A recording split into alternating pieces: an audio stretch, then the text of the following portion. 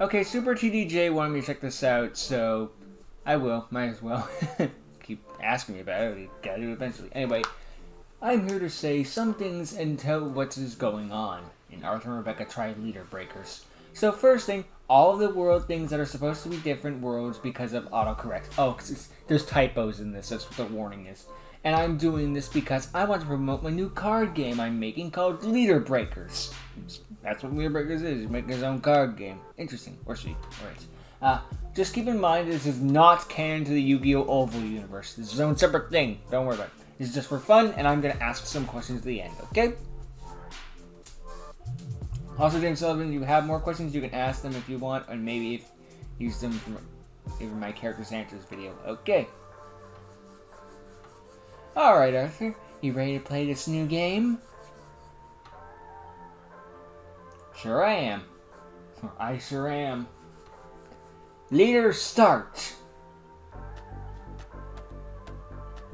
Also, here are the rules.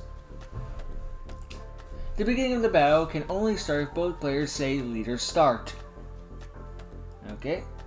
Once per turn, you can put one card from your hand into your mana zone for one mana of that color of the card. You need one color of the same type of color to play that spell or creature with the same type of color. And you need one specific color to play it for the rest of the mana of any color. For example, the example will probably help us clear that up. If I want to play this card, so it's an Egger chick that's gray, or maybe it's supposed to be blue, I need at least one green mana and one other color. Oh, I guess it's supposed to be green based on the bottom thing. The number at on the right above means how much mana it costs. And each player in the beginning of the game shuffles their deck and puts their top 5 cards into the arena as shield and then draw 5 cards. And if a creature attacks the player who controls the attacking monster, chooses which shield to attack. If you have no more shields left, your opponent only needs to attack you once more to win. If a creature is summoned, they can't attack or block till the player next turn, except for when there's a special ruling. If a creature attacks a player, then they destroy one shield except for with the special ruling of a card. If 2 creatures battle, the one with the highest attack points wins, or highest points wins. For example, okay, so Stalker Demon is weaker than Egger Chick. Stalker Demon would win, okay, because of the stats on the bottom left. Win this fight because there's 4,000 points and Egger Chick has 3,000. But if it's a draw, then both creatures die. Also, when a shield is broken, there comes a shield check to see if that broken shield is a defender card. If it's a defender card, you play it without paying its mana cost. But if it doesn't have a defender, then it goes to hand. And no, not your opponent's hand. For example, Golden Spear here. Golden Spear is a defender card, meaning its effect can also activate when the shield is broken, and if it is the broken shield. At the beginning of the turn, each player draws 1 card. I think that's all the rules, but if I forgot to say anything, I'll explain it. It's a bit complicated, but you know, it's probably when we see an action it'll make more sense. Anyway, let's begin. I'll go first. I draw. I put 1 card in my mana zone and end my turn. Then I'll go. I draw. I also place 1 card in my mana zone and end my turn. Now it's my turn. Draw. I put 1 card in my mana zone. Then I'll pay 2 mana to play White Bat. Now when White Bat enters the arena, I can put 1 shield into my hand and shieldify 1 other card in my hand. Shieldify means that a card turns into a shield by some reason. Magic. Also, White Bat has speed attack. Speed attack means they can attack the turn they are summoned. Oh, so they don't have this is a bit Vanguard in a way. Also, when a creature attacks, they can't rest and can't block anymore. White Bat attacks Rebecca's shield. Not Vanguard, what I meant to say was, what was the name of it? Hearthstone. It's Hearthstone, that's it. Shield check. No trigger. And that's a big card by Vanguard with trigger checks. I end my turn. I draw. I put one card in my mana zone and end my turn. I draw. I put one card in my mana zone. Okay, so they refill. That's good. Imagine this, they're going back to square one. And a white bat attacks Rebecca's shield.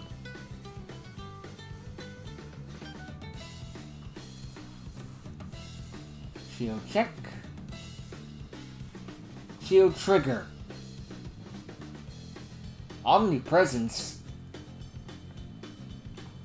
I can draw one card and destroy one creature on the arena, and I can add one spell card from my deck to my hand. I destroy White Bat and add Intertwined Ship Under. Or White Bat.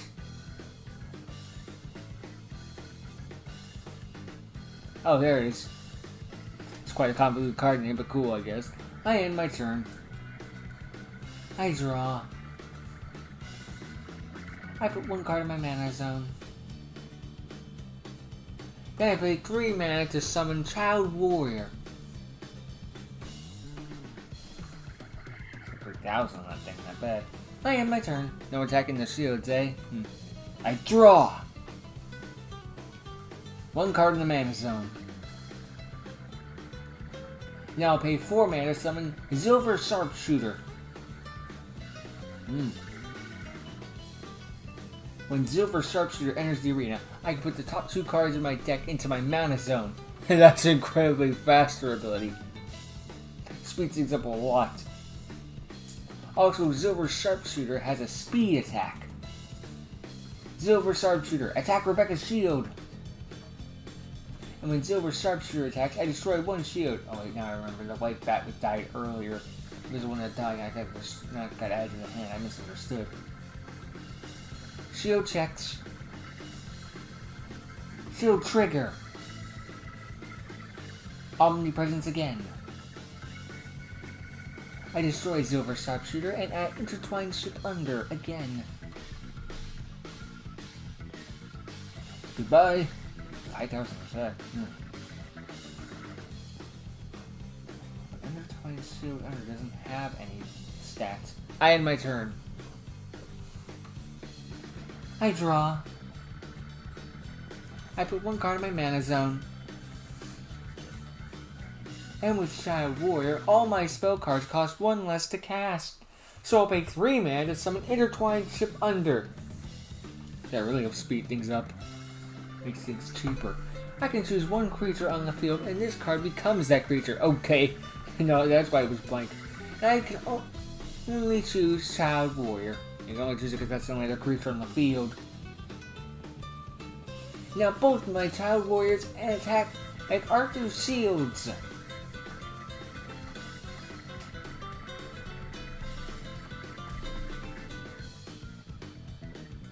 Shield check.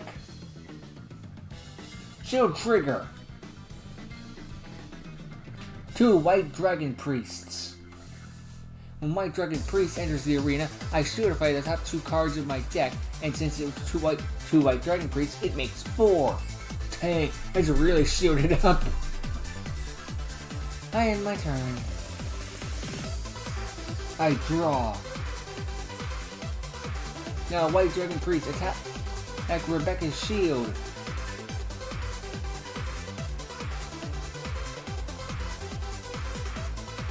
Shield check. No trigger. Now White Dragon Priest number 2. Attack her directly and end this match. Winner Arthur, of course. Okay, that'll be all for today. I tried something new today, and maybe you guys found it interesting. Give this video 10 likes, and I'll make Derek and Adam do this next. If you guys know anything about making manga, then please tell me in the comments. Please and thank you.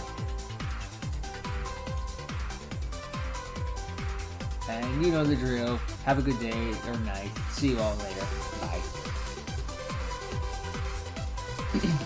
Well, spoiler warning, this isn't 10 yet. Though it's still good to be fair. You never know. You're up to 3. That's a 3 2/10 of the way there, something like that. It's progress. It's not halfway, but it's almost. Anyway. The point is, interesting card game idea. I noticed some ideas that were similar to, well, just about every card game has a mana system. The closest thing Yu-Gi-Oh has to one is the normal summon to only get one, except for like double summon and stuff like that. But for the most part, you only get one normal summon, and that's supposed to be our mana system. And then special summons were invented, and there went the mana system pretty quickly.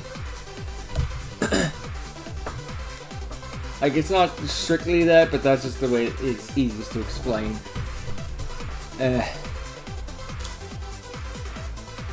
Although I do sometimes question, like, how come whenever a new card game is made, they always base off of, like, Magic the Gathering or, like, Cardfight Vanguard, and they never base it off Yu-Gi-Oh! And then you watch a Table 500 duel, and it's like, oh, that's why. Because people are insane. And have far too much free time sometimes. And this isn't even some Yugi-tuber shit. This is like stuff you see from like, it's like, you know, the person dueling. It just has like a job at McDonald's or something. I don't know. Not that there's anything wrong with that, but you know, I'm just saying you don't have to be high class to be insane. But interesting card game idea. So do you pick like the shields and stuff like that? Like, can you just choose what goes where? Like, or is it like, you know, the top 5 cards of your deck are just like put on as your shield, and they could all be random. Like, you don't know what they are, because otherwise it's just like, why would you ever not pick a trigger? It has to be some level of random, right? I mean, it's an interesting idea here. I do like the idea. I might have played this myself. Well, I could see myself playing this, like, even if like as a one-off or something. I don't know, but I feel like there's potential here. But I say that about a lot of things. But anyway, that's my big question. Because if it wasn't random, you always just pick one with triggers. Why would you not? The card always going into the monster, and that's going to slow down the game immensely early on, but which is like the opposite of Yu-Gi-Oh, where it slows down later on. But I guess that's what the costume is. I guess it's a costume balanced game, right? The card system is interesting. I don't know. They can attack other monsters, but why would you attack monsters when the shields are there? Unless that monster there is being a problem, in which case, yeah, I guess it's best to deal with it. Interesting how they have to have like the summoning sickness, unless the card says it doesn't. I think, like, well, I said it was like, I keep getting Vanguard and Hearthstone, except Hearthstone has a similar system that they all have like sleep abilities, like summon sickness, except for cards with like rush abilities, I think they're called, which lets them attack the turn they are summoned. And you got, and of course a mana system that constantly replaces itself, in this case, like, thank God. Imagine if it didn't and you had to do it all manually. I don't know much about the card games, but I bet that, like, if that was ever a thing like Magic or something like that, they just like, they get that out day one. No one wants to do that. Like, after the first patch, for lack of a better terms. I don't know. Hey. I feel like it's an interesting game. And I keep saying the Vanguard one because triggers, and that's something in Vanguard, like dry triggers and stuff like that. Although it might have been phased out with the reboot. I don't know, to be perfectly honest. But yeah. Again, it's an interesting mechanic. I do like the effects they have. They can interact with the game, like summoning quicker, or getting your counters faster, cheaper card cost. There's a lot of interesting things here. I do like this game, and there's some potential in it. I don't know, maybe there'll be a part 2 at some point, I don't know. Gotta reach that like goal, right? But it's only 10, it's not that hard. This isn't like some guy with like 3 scubs asking for 10,000 likes, and I'm just like, who are you? I hate this crap. Let's get this video 2,000 likes. You have 400 subscribers, dude. Let's calm down a little bit. I know that this is the old metric of being like, you know 40% of the people aren't subscribed. It's like, yeah, so? And you telling me that doesn't make me want to subscribe any harder. But whatever. I'm getting into 800 different topics. But yeah, this is an interesting game mechanic. I feel like I could go places. Where to, I don't know, but I wouldn't mind seeing more of this. I don't know anything about making a manga myself, but I feel like it's interesting. There's interesting stuff here. So yeah, interesting game design, cool stuff to see. Good work to Super TDJ, and yeah, if there's a part 2, I'll check it out. And until next time, later.